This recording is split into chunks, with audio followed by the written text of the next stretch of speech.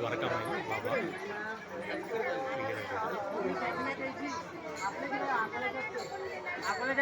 ఇది బాబా జీవితకాలంలో గీసిన చిత్రం అండి. ఇది రియల్ ఫోటో, బాబా ముందర గీసిన ఫోటో. ఈ ద్వారకామాయిలో ఉంది. బాబా బతుకున్నప్పుడు శ్యామరాజ్ జైకర్ గీసిన చిత్రం ఇది. మీరు ఇక్కడ చూడొచ్చు సమాధి మందిరం ఉంది, గోపురం, సమాధి మందిర గోపురం. ఇక్కడ బాబా ఫోటో.